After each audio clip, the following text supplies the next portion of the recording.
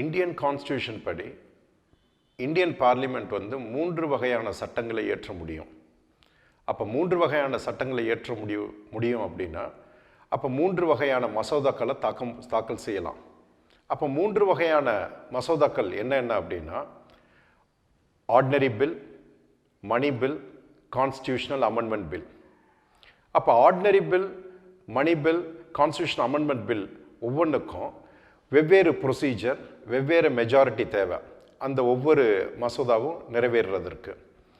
குறிப்பாக இப்போ constitutional amendment bill வந்து கான்ஸ்டியூஷனல் அமெண்ட்மெண்ட் ஆக்டாக ஆகணும் அப்படின்னா லோக்சபா, ராஜ்யசபாவில் ஸ்பெஷல் மெஜாரிட்டியில் பாஸ் பண்ணி ஆகணும்.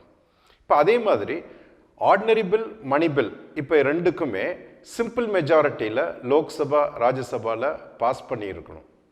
இப்போ மெஜாரிட்டியில் வித்தியாசம் வரும். இன்னொன்று, அந்த மசோதா வந்து சட்டமாவதற்கான நடைமுறைகள் எல்லாமே வெவ்வேறாக இருக்குது. உதாரணத்திற்கு கான்ஸ்டியூஷனல் அமெண்ட்மெண்ட் பில் ஆக்ட் ஆகணும்னா ஆர்டிக்கல் 368 உடைய ப்ரொசீஜர் ஃபாலோ பண்ணி ஆகணும். அதே இது மணி பில் வந்து அந்த மணி பில் ஆக்டா பண மசோதா வந்து பண சம்பந்தப்பட்ட சட்டங்கள் உருவாவதற்கு ஆர்டிக்கல் 110 படி அதனுடைய நடைமுறை விதிகளை கடைபிடிச்சாகணும். இப்போ ஒரு பில் வந்து கான்ஸ்டியூஷனல் அமெண்ட்மெண்ட் பில்லாகவோ அல்லது மணி பில்லாகவோ இல்லாமல் இருந்துச்சு அப்படின்னா அதுதான் ஆர்டினரி பில். இப்போ பார்லிமெண்ட்டில் லோக்சபா, ராஜ்யசபா 2 அவைகள் இருக்குது. இப்போ இந்த 2 அவையிலையும் நீங்கள் ஒரு சட்டம் கொண்டு வருவதற்கு என்ன பண்ணணும் அப்படின்னா ஒரு மசோதாவை தாக்கல் செய்யணும். அப்போ மசோதா அப்படின்னா சட்டத்தின் முன்வரைவு, அதாவது லெஜிஸ்லேட்டிவ் ப்ரொப்போசல்.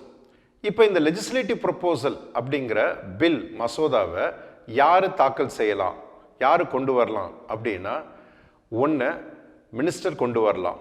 அதாவது அந்த அமைச்சரவையில் இருக்கக்கூடிய அந்த துறை சார்ந்த அமைச்சர் வந்து அந்த மசோதாவை கொண்டு வரலாம். அப்படி ஒரு அமைச்சர் மசோதாவை கொண்டு வந்தா அப்படின்னா அந்த மசோதாவுக்கு பேர் வந்து பப்ளிக் பில், அதாவது அரசாங்க மசோதா.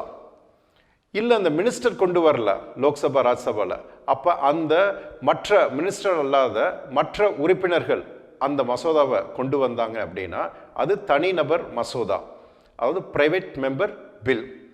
அப்போ ஒன்று பிரைவேட் மெம்பர் பில்லாக தாக்கல் செய்யலாம், இல்லை பப்ளிக் பில் கவர்மெண்ட் பில்லாக தாக்கல் செய்யலாம். இப்போ இது எந்த அவையில் வேணாலும் தாக்கல் செய்யலாம்.